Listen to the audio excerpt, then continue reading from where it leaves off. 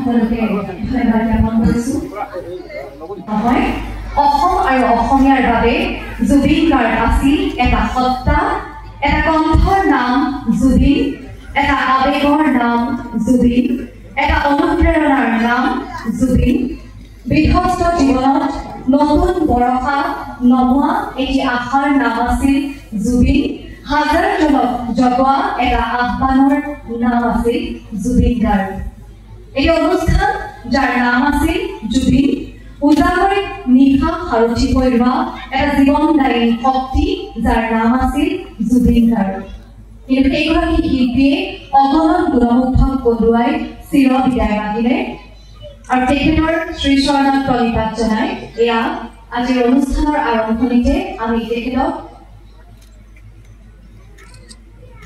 পুষ্পাঞ্জলিৰে শ্ৰদ্ধা নিবেদিছোঁ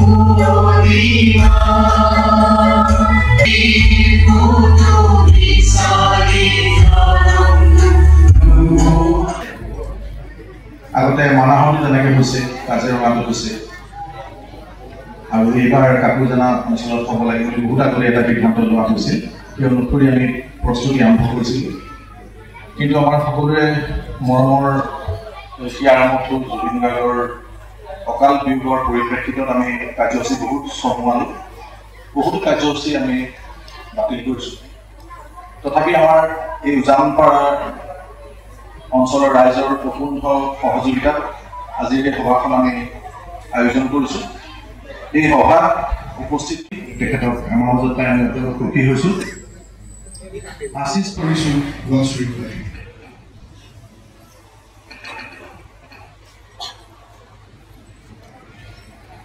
বিভাগৰ আয়ুক্ত সচিব আমাৰ সকলোৰে শ্ৰদ্ধাৰ দিগন্ত বৰা ছাৰে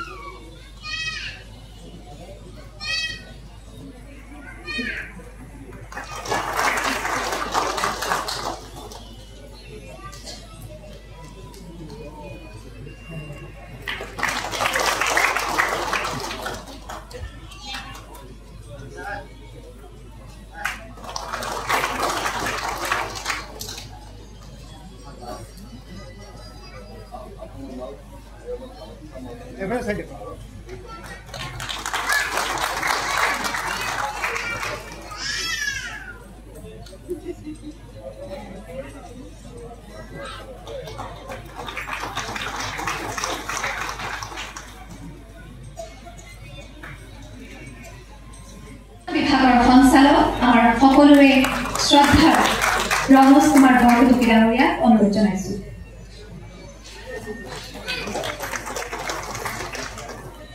শ্ৰদ্ধাৰ দেৱজিৎ খনিকৰ ডাঙৰীয়াকো সহযোগিতা আগবঢ়াবলৈ অনুৰোধ জনাইছোঁ।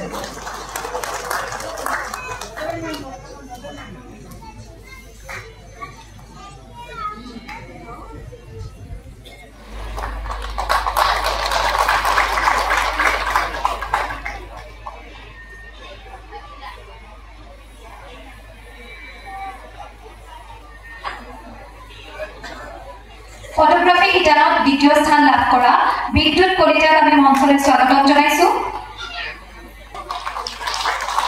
আৰু ফটোগ্ৰাফী শিতানত প্ৰথম স্থান লাভ কৰিছিল দেৱাংগ নাথ।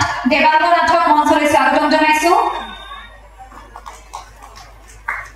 দেৱাংগ নাথে ফটোগ্ৰাফী শিতানত প্ৰথম স্থান লাভ কৰা দেৱাংগ নাথক প্ৰদান কৰিছে 50,000 টকাৰ চেক আৰু স্মাৰক।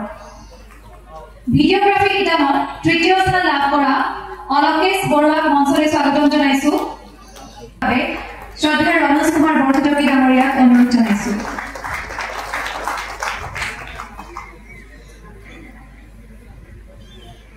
দ্বিতীয় স্থান লাভ কৰা দশৰথ হালৈক মঞ্চলৈ স্বাগতম জনাইছোঁ। আয়ুক্ত সচিব ডাঙৰীয়াই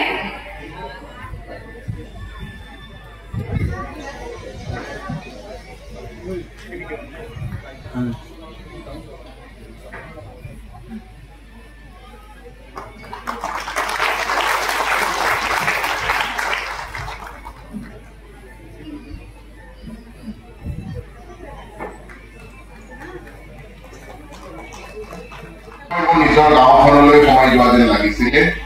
আৰু মোৰ গাঁও, মোৰ জন্ম গাঁও বৰ্তমান বিশ্বনাথ জিলাৰ গহপুৰ মহকুমাৰ এখন ভিতৰুৱা গাঁও, যি আজি মঞ্চ মুকলি কৰা হ'ল।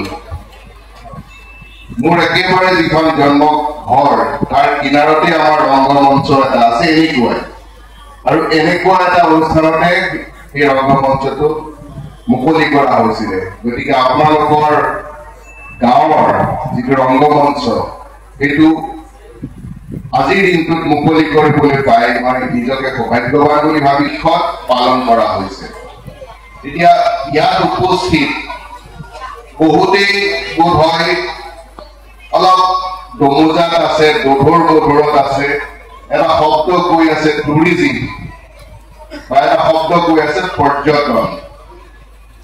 মই নিশ্চিত যে বহু সংখ্যকে জানে, কিন্তু তাৰ মাজতে এনেকুৱাও আমাৰ ব্যক্তি এই সভাখনত থাকিব পাৰে যি বস্তুটো বুজিবলৈ অলপ টান পাইছে যে পৰ্যটননো কি, বা ইংলিছত যি কয় টুৰিজিমনো কি, বা আজি এই দিৱসটোনো কিয় অনুষ্ঠিত কৰা হৈছে। মই খুব সৰল সহজ ভাষাত আপোনালোকৰ সন্মুখত এই আজিৰ দিনটোৰ বিশেষত্বটো ৰাখিবলৈ চেষ্টা কৰিম। আমি ফুৰিব যাওঁ বা আমি বিভিন্ন ঠাইলৈ যাওঁ। আমি নিজৰ ঘৰখন, নিজৰ গাঁওখন এৰি পেলাই ওচৰৰ গাঁওখনলৈ যাওঁ। আমি জিলা সদৰলৈ যাওঁ, আমি ৰাজধানীলৈ যাওঁ। তো আমি নিজৰ থকা ঠাইখন এৰি বাহিৰলৈ যাওঁ, বিভিন্ন উদ্দেশ্যেৰে যাওঁ।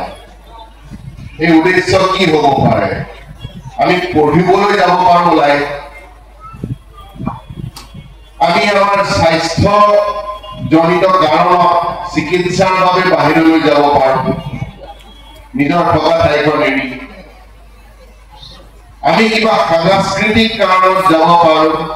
ধৰি লওক ইয়াৰ এটা ৰাভা সংস্কৃতিৰ প্ৰদৰ্শন কৰা দল শিৱসাগৰ বা যোৰহাটলৈ মাতিলে বা দিল্লীলৈ বা মুম্বাইলৈ মাতিলে, গতিকে গাঁৱৰ পৰা ওলাই গ'লনে?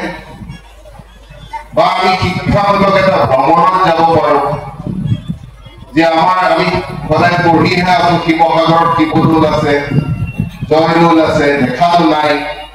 গাঁৱৰ ৰাইজে এখন বাছ ভাড়া কৰি শিৱসাগৰ চাবলৈ গ'ল।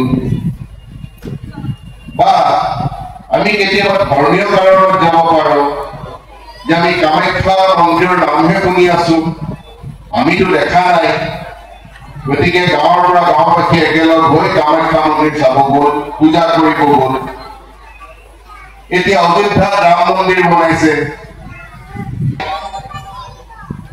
এইটোৱে হ'ল পৰ্যটন বেলেগ নতুন কিবা বস্তু নহয় আৰু বহু যুগ যুগৰ পৰা এই প্ৰক্ৰিয়াটো চলি আহিছে जागे तब शुभ आशीष मांगे